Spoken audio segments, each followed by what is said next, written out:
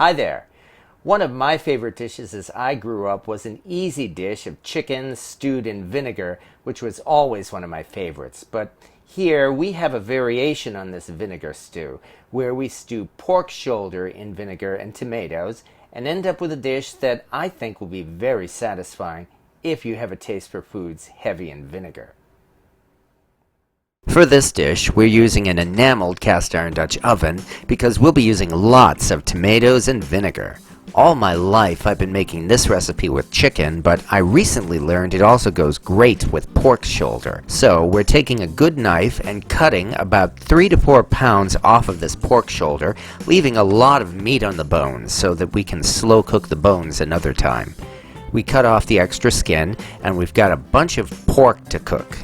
Then all we do is chop up an onion and we're ready to start cooking.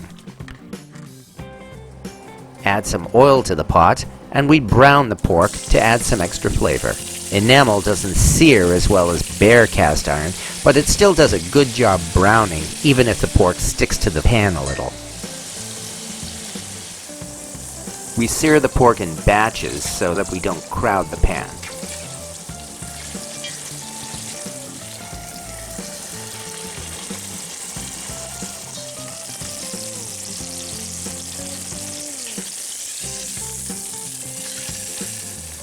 Then we use the rendered pork fat and cook the onions until they're soft. Now we add all of the meat back into the pot. Next we add a can of crushed tomatoes. Then we fill the same can with vinegar and add that to the pot. Stir it all together, then we cover it with a lid and turn the temperature down to a simmer. And we simmer for 2 hours or more, stirring occasionally.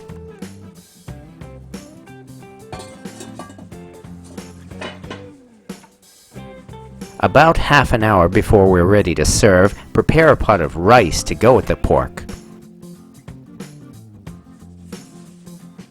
And when the rice is ready, it's time to serve our stewed pork.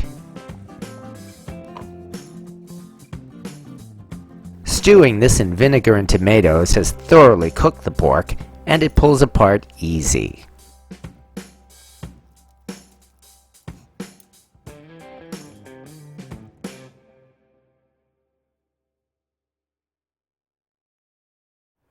I'll certainly agree this may not be for everyone because this dish has a strong vinegar taste, and that's not something everyone would go for.